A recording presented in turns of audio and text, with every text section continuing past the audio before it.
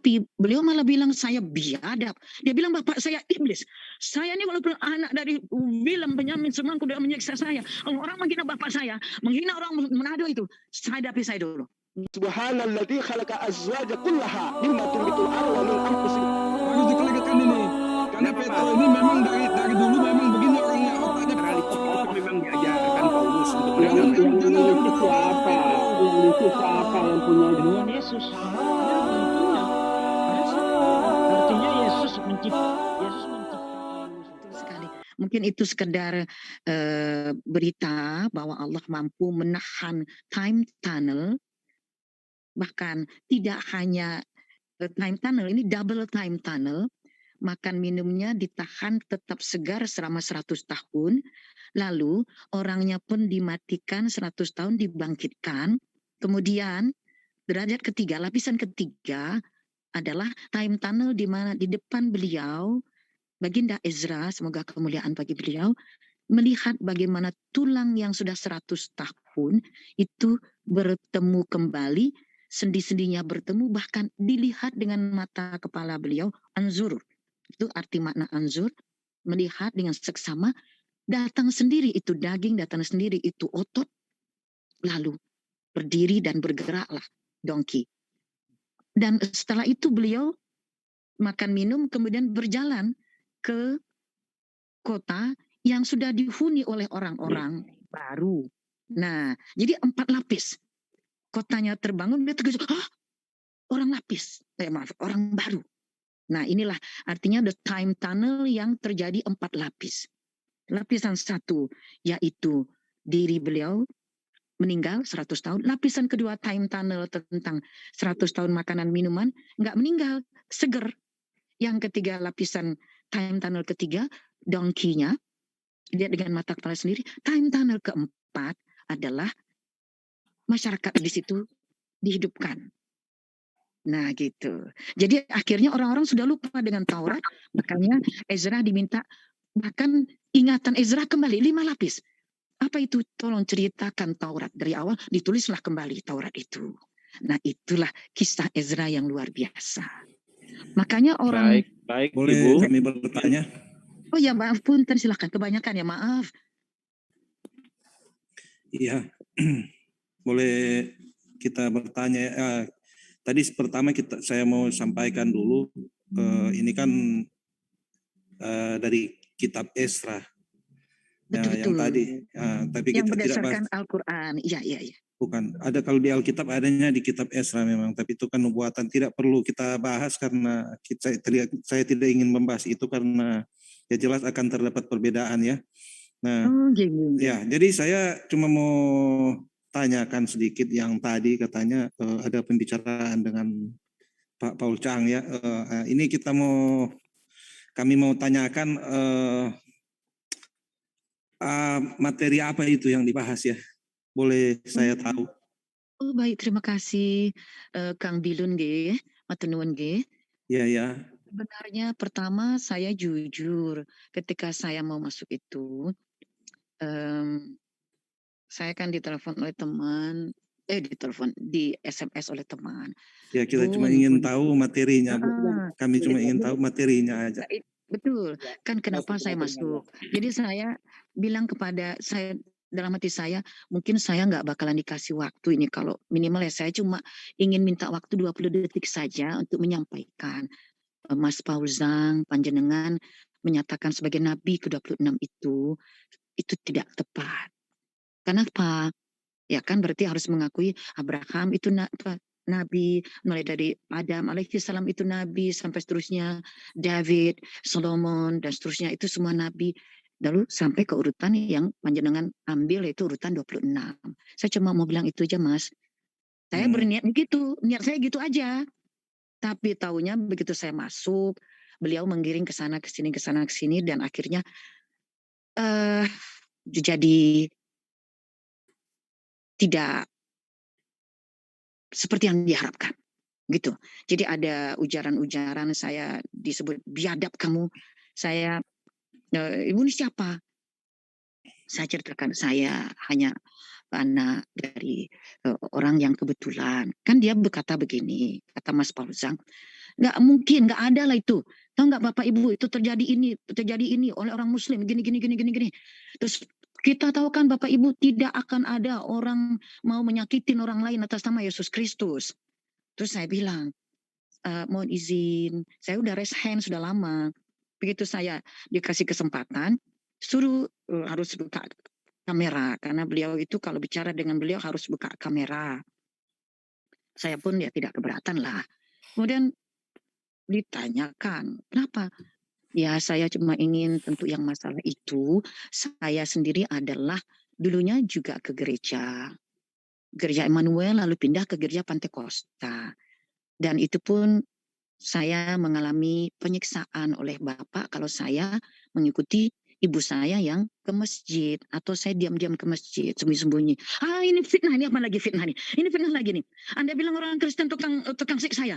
Buatan Mas Paulzang, saya menceritakan riwayat hidup saya. Bapak saya kebetulan Kristen, almarhum Willem Benyamin Sumangkut. Makanya saya namanya Ben Benyamin Sumangkut. Ini fitnah ini. Aduh, saya bilang. Terus Mas Paulzang, panjenengan tidak bisa dong mengontrol masa lalu saya. That's in the past. Masa lalu sudah lewat. Apa buktinya? Mana ini? Saya bisa. Inilah orang Islam nih. Begini. Harus saya, aduh Mas Paulzang, Anda nggak bisa ngatur diri saya dong. Jangan gitu. Saya bilang. Jelas memang iya Muslim ini begini. Terus saya bilang, akhirnya karena nggak bisa dikompromi, saya pikir ini harus jalan juga psikologi saya ini. Dalam hati saya, ya sudahlah. Kalau nggak bisa itu, saya nggak usah dengarkan lah. Artinya saya nggak usah diambil hati. Dia bilang apa saja, saya hanya iya saja. Tapi beliau malah bilang saya biadab. Dia bilang bapak saya iblis. Saya ini walaupun anak dari Willem Benyamin Sumangkut sudah menyiksa saya. Kalau orang menghina bapak saya, menghina orang Manado itu, saya hadapi saya dulu. Nggak bisa, saya nggak mau. Enak saja. Saya aja yang anaknya yang disiksa, nggak pernah saya menghina bapak saya. Kalau saya harus berperang untuk tidak membenci orang-orang Kristen, itu luar biasa payah saya berperang itu. Akhirnya sekarang saya menjadi begini. Buat apa? Saya udah lumpuh 7 bulan. Ya memang, Luar biasa. Memang ya saya sempat melihat sekilas, dan setelah selesai itu kan dia cuma bilang begini, ya ini saya lakukan juga untuk menaikkan ya rating. Jadi dia kan sengaja dipanas-panasin memang. Nah, cuma dari pembahasan Tapi itu saya nggak terbawa panas sedikit pun. Nah, Saya malah bilang gini, jenengan Mas Paulzang, sekarang saya tahu jenengan ini. Banyak sekali koleksi jenengan. Begini Bu. Jadi begini Bu, dia memang kan seperti itu pinginnya supaya panas, biar memang waktu setelah itu kan naik ratingnya, memang naik, viewernya tambah waktu itu. Nah kemudian yang saya cuma pingin tambah sedikit ya waktu itu memperbincangkan soal kitab. Nah waktu itu saya lihat yang Ibu bawa itu dasarnya dari kitab-kitab Kodeks Sinaiticus. Dia ya, boleh saya dia selesaikan dulu. Ya, boleh saya lanjutkan begini, Bu. Baik. Itu kan yang saya lihat memang pembahasan Ibu diambil itu dasarnya kan dari Kodeks Sinaiticus dan Vatikanus. Nah, ini yang cuma saya ingin tambahkan sedikit begini supaya kita juga supaya kita sama-sama tahu ya, supaya kalau nanti diskusi debat kita sudah ada dasarnya ya, baik dari pihak Muslim maupun Kristen, supaya tidak salah bicara ya. Ini kan Kodeks Sinaiticus dan Vatikanus itu kodeks. Nah ada manuskrip lagi, itu beda. Nah, yang saya mau sampaikan, memang belakangan ini yang kita pakai itu bukan yang bahasa Yunani. Kalau saya ya kita tidak pakai lagi yang bahasa Yunani. Kita pakainya yang bahasa Aramik Syria, itu bahasanya Yesus. Nah itu kebanyakan dari kitab Pesita. Kitab Pesita ini, ini saya sampaikan untuk menambah pengetahuan ya. Kitab Pesita ini yang bahasa Aramik ini, dia kan dari abad kedua, jadi tahun 100 sekian. Nah kalau kodeks-kodeks yang ada itu dari tahun 300-an ke atas. Ya, 300 ke atas. Nah terus yang dari tahun 100 ini, nah itu juga memang kita sudah selidiki, memang ayat-ayatnya kebanyakan memang lebih sama ya dengan yang ada sekarang. Nah tapi itu juga harus kita tahu bahwa itu juga salinan dari kitab Yunani ya, karena ada kodeks-kodeks yang lebih tua dari itu uji karbonnya. Nah cuma namanya kodeks manuskrip maaf bukan kodeks. Manuskrip ini dia tidak terkanonisasi. Nah, kalau yang kodeks itu yang sudah yang dibilang kodeks itu yang sudah terkanonisasi. Nah, kalau yang kitab Aramik Pesita ini, kenapa kita bawakan itu? Karena itu lebih bisa masuk ke dalam budaya Islam dan tradisi Arab. Karena pertama, Lafaznya, betul. kitab ini kan dari bahasa Aramik ini kan juga jadinya ke bahasa Arab sama bahasa Ibrani. Nah, bahasa induknya lah begitu, kayak bahasa Melayu ke bahasa Indonesia. Nah, kemudian kitab Bukan ini bahasa juga Indonesia ke bahasa Melayu. Nah, kemudian itu juga kitab yang dipakai oleh kaum Nestorian. Kan kalau ajarannya Iya. ajaran Nestorian ini mirip dengan ajaran Islam ya isinya. Betul, Itu saya paham itu. si Waraka bin Naufal. Nah, dan dari penemuan-penemuan itu yang kaum Nestorian di Cina itu abad ke-6 sama dengan abad ke-7 itu mereka menggunakan kitab Pesita. Ada catatannya, ternyata mereka menggunakan kitab ini juga yang Aramik ini. Nah, itu saya cuma ingin bahas sedikit ya. Saya cuma ingin menambahkan mengenai kitab-kitab ini. Baik. Begitu. Saya paham jadi yang panjenengan maksud itu. ya. Saya berterima kasih ditanggapi seperti ini, alhamdulillah. Namun pada saat itu kan saya bilangnya begini, ya nggak masalah, saya bilang it doesn't matter. Kalaulah ini yang saya bawa, saya hanya ingin yang saya pegang informasinya ini untuk the Sinaiticus Bible. Itu kan Bible yang ditemukan di tempat di mana Baginda Musa alaihissalam menerima Ten Commandment. Wajar dong kalau saya lebih memihak kepada sejarah di mana Nabi Musa mendapatkan itu alaihissalam, mendapatkan Ten Commandment, the Torah. Bayangkan the Torah. Tapi itu kan yang bahasa Yunani ya, bahasa Yunani. Ya. Betul, betul. Jadi saya bilang begitu. Kalau panjenengan mempunyai suatu pendapat, tidak apa-apa disampaikan saja dengan lunak. Tanya sekarang ini Mas Kang Bilun saja yang tidak doktor bisa menjelaskan dengan sangat elok, sangat elok. Kenapa beliau langsung ngamuk-ngamuk begitu? Padahal kan, tetapi memang karena memang beliau itu kan temperamennya seperti itu. Berarti kan tidak berhasil Bible itu membentuk kepribadiannya menjadi pribadi yang elok. Nah saya bilangnya, saya mau ngomong tapi nggak sempat. Saya baru bilang, it doesn't matter. This is the Sinaiticus Bible, Sinaitic Bible, or the Alexandrianus, Vaticanus Bible. Saya bilang, tapi dia keliru. Dia selalu nyebutnya Alexandrianus. Ya Alexandrianus itu ya itu. Ya, memang sebenarnya itu kodeks. Dia salah sebut, tapi dia ngotot terus. Dia bilang, ini Alexandrianus. Daerahnya tuh daerah Alexandria di Mesir. Tapi dia ngotot terus, Alexandrianus. Aduh, saya nggak bisa sebelah gitu. Saya bilang, udahlah. Memang persoalannya itu kan semua yang bahasa Yunani ya, Bu.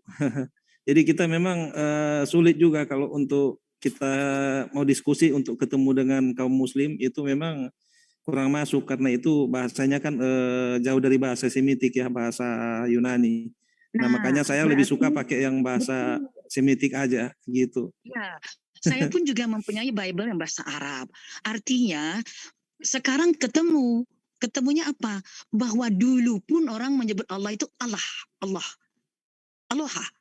Lalu kenapa ketika Muslim, orang-orang Muslim bahkan yang pada saat itu belum mengikuti Nabi Muhammad SAW, di tradisi orang Arab Quraisy, baik yang dia Yahudi ataupun yang dia Nasrani, itu tetap kalau mau bersumpah, wallahi demi Allah, tallahi demi Allah. Jadi kalau mau nyumpah menyebut nama Allah dulu, tetapi mereka menyembah berhala.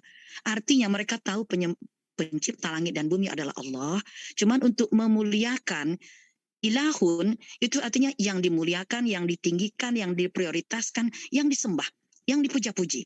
Itulah dia ilahun. Berarti boleh ilahun yang lain, yes. Tapi tidak diridhoi. Yang diridhoi adalah kalau yang dia puja-puja, yang dia sembah hanyalah Allah. Makanya syahadat itu bunyinya, tidak ada yang dipuja-puja, yang diprioritaskan ketika panggilan orang dan panggilan Allah, dulu kan panggilan Allah. Jadi tidak ada yang diprioritaskan illallah, kecuali Allah. Artinya ilahun, Tuhan boleh banyak, tapi yang dipertuhankan, disembah, worship hanyalah satu, Allah. Karena semua bisa jadi Tuhan. Orang yang mendewakan uang, berarti Tuhannya adalah uang. Orang Arab tahu betul makna itu, makanya mereka memerangi baginda Nabi SAW. Kami nggak mau itu la ilaha illallah. Karena bagi kami ilah itu ya duit kami, jabatan kami. Ngapain harus Allah? Allah kan pencipta, udah Allah pencipta aja. Nggak usah masuk-masuk ke masalah duniawi. Pokoknya Allah itu pencipta aja. Makanya dalam terminologi aspek kita masuk aspek ketuhanan, untuk aspek-aspek teologis, ketika orang zaman sekarang tidak dapat menerima pencipta alam semesta adalah Allah, berarti lebih jauh kadar berfikirnya dibandingkan orang yang hidup di zaman Nabi Muhammad SAW. Orang yang kafir zaman itu pun tetap bersumpah pakai nama Allah. Kenapa? Dia ikut pesyita. Informasi pesyita, mereka kan pedagang tuh, komunikasi dalam bahasa Arab dan Aramaik, nenek moyangnya mereka, dan informasi itu tetap terjaga. Tapi ada yang tidak terjaga. Apa itu?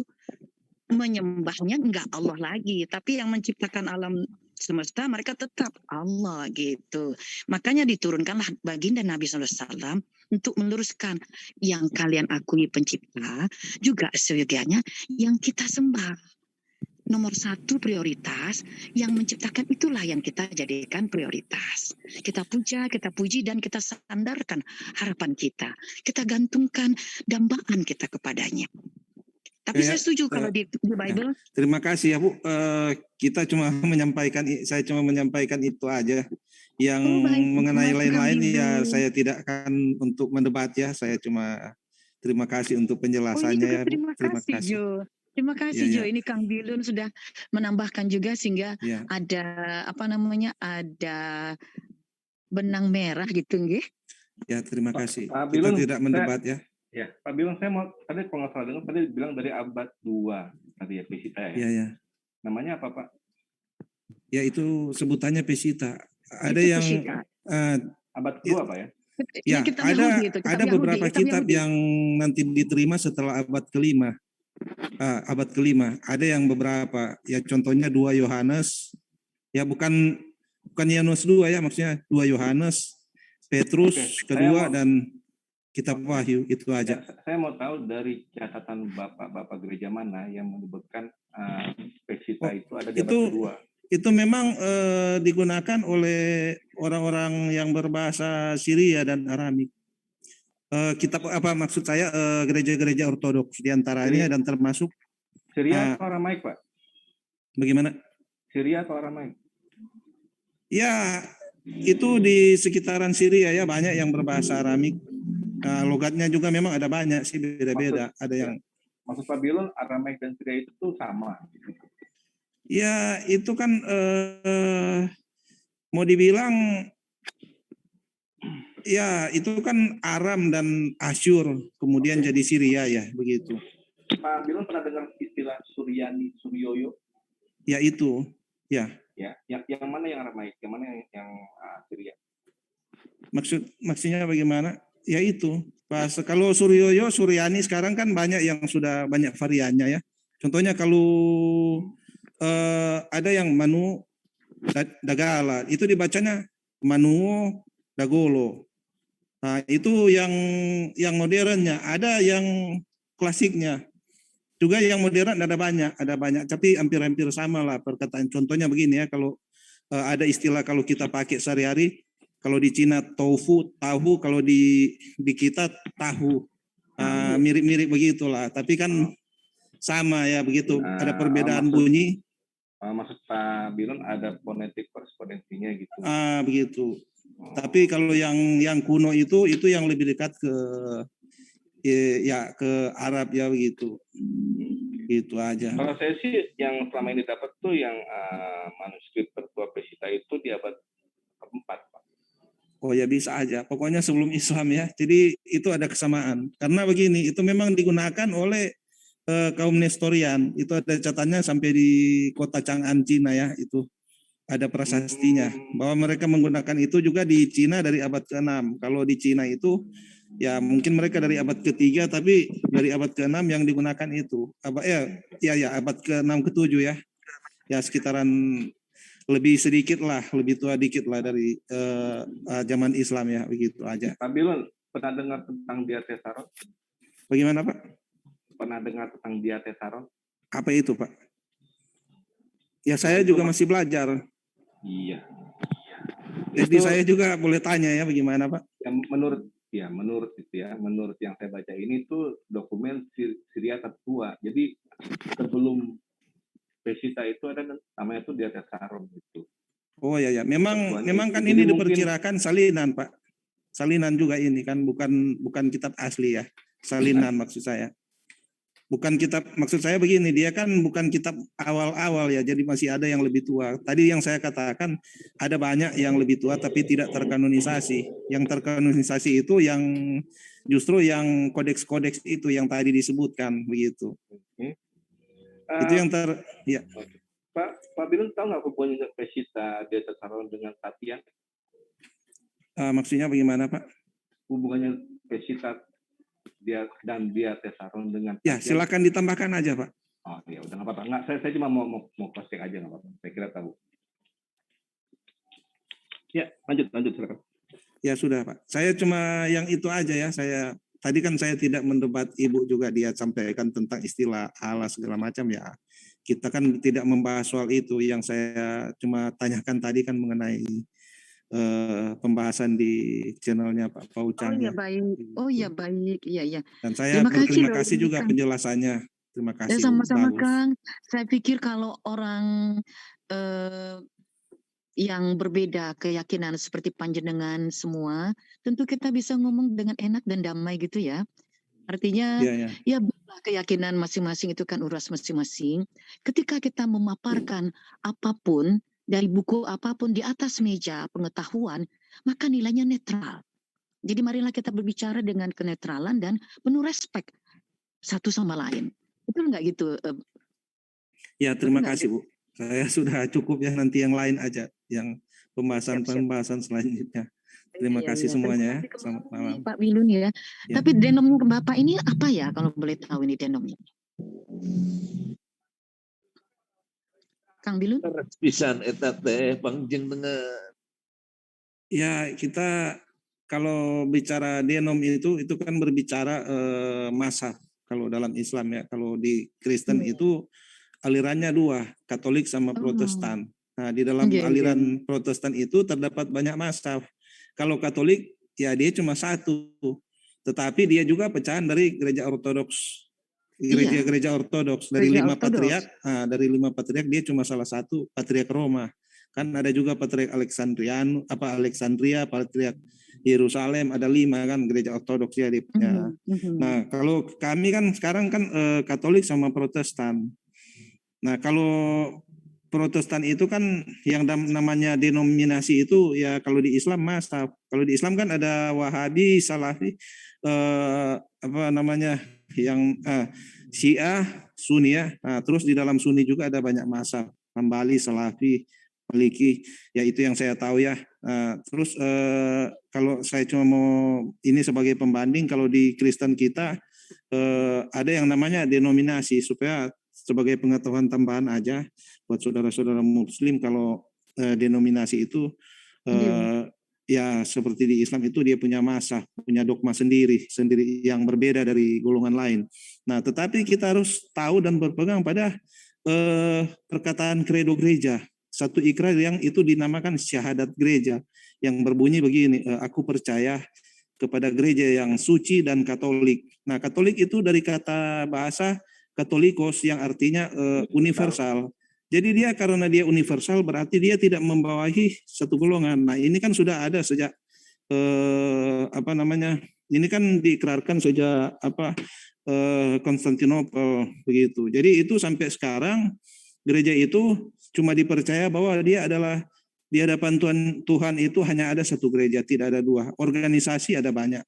Tetapi gereja itu satu dan harus saling mengakui sebagai saudara seiman. Karena apa? Karena sama-sama berpegang pada satu Alkitab yang sama, kepada kepercayaan kepada Tuhan Yesus dan penebusan dosa. Nah, jadi seperti itu. Kalau denom ya kadang ada Jadi juga yang tidak kalau yang memandang itu. panjenengan, kalau yang panjenengan denomnya yang mana gitu loh Pak? Ya kalau kita kan ibadahnya kan full gospel, Bu. Oh gitu ya, full gospel. Jadi ada ya rupanya ya. Oh ya, Maksudnya gimana? Lebih jelas lagi, maksudnya full gospel itu artinya hanya pada gospelnya saja. Gospel ya, itu kan berarti perjanjian baru doang. Ya itu lebih banyak orang juga yang ada yang menyebut full gospel, ada yang menyebut Injil sepenuh begitu. Itu bahasa Indonesianya Injil sepenuh. Jadi dia sepenuh Injil, maksudnya di dalam Injil itu dipakai semua, nggak ada yang dianulir begitu. Ada kan? Nggak ada dianulir, baik yang PL maupun perjanjian baru begitu semuanya dipakai. Ya kalau gitu kita dipakai semua begitu, kita dipakai semua. Gitu, ya. Iya. Jadi ketika misalnya Paulus membatalkan hukum-hukum, yaitu tidak perlu mengikuti apa yang diajarkan oleh Yesus, peace be upon him, apakah denom yang sepenuh Injil ini, full gospel ini, bagaimana menyikapinya gitu loh Bapak? Ya kalau itu saya kira nanti lain kali aja ya kita bahas. Kalau maksud kita yang Injil sepenuh di sini kan ya Injil sepenuh di sini ya kita ya contohnya kita melakukan seperti baptisan itu sebagai tanda penguburan manusia lama. Itu sesuai dengan apa yang ada di dalam Injil. Tetapi kita tidak mengatakan bahwa mereka yang tidak dibaptis secara selam, mereka tidak selamat. Mereka diselamatkan karena iman. Makanya tempo hari saya pernah bahas dengan salah satu orang di sini, kan saya katakan bahwa orang yang sudah mau mati kok dibaptis itu tidak perlulah. Karena dia kan akan mengalami penguburan, sedangkan baptisan itu hanyalah gambaran dari penguburan. Jadi tidak perlu orang itu dibaptis. Jadi dia mau dibaptis secara persik atau selam, dia semuanya masuk surga. Karena apa? Karena dia beriman kepada penebusan dosa. Jadi imannya itu yang menyelamatkan dia, bukan baptisannya. Tetapi kalau kita mau dibaptis, kita harus menguburkan manusia lama, kita harus tersalib bersama Kristus, dan kita harus hidup dalam hidup yang baru. Karena apa? Karena hidup lama kita sudah disalibkan bersama Yesus. Kita sudah dikuburkan dalam baptisan. Jadi kita hidup dalam hidup yang baru. Begitu. Seperti kata Alkitab kan katakan bersama dengan Kristus kita dikuburkan supaya sama-sama dengan kebangkitan Dia kita hidup dalam cara hidup yang baru. Begitu, lahir baru begitu. Jadi itu aja ya. Jangan terlalu panjang nanti. Lagi kan teman-teman lain mungkin mau tanya, ada kesempatan. Terima kasih Pak Bilun. Ya silakan yang lainnya. Terima kasih, saya ada lagi yang saya mau lakukannya. Terima kasih mungkin loh. Sebentar aja ya. Terima kasih. Mas Bilun, terima kasih ya. Ya, artinya, selamat malam semuanya ya. Iya, terima kasih, baik. Alhamdulillah. Ini ada Kang Budak Angon Geningan ini, Masya Allah. Assalamualaikum Kang Budak Angon. Waalaikumsalam. Rumah Hadamang, sehat ini Pak, kayaknya baru bangun ataukah baru dapat Belum air putih? connect audionya itu, Bu. Oh, belum. Ternyata belum connect ya. Jadi masih meraba-raba nih, air minumnya di mana ini? Itu ada Pak Terangkan kayaknya tadi datang. Iya, tadi kan ikut ini. Pak Terangkan. Kawan saya ini Pak Terangkan ini. Maju Pak Terangkan. Saya mau coba redupkan dulu lah. Kenapa nih? Ada apa nih? Cara meredupkannya gimana ini? Awi, udah dapat belum miliaran? Genting. Sudah dapat. Tunggu aja. Saya sudah setir ke Pak Terangkan itu. Wah, mantap. Pak Terangkan.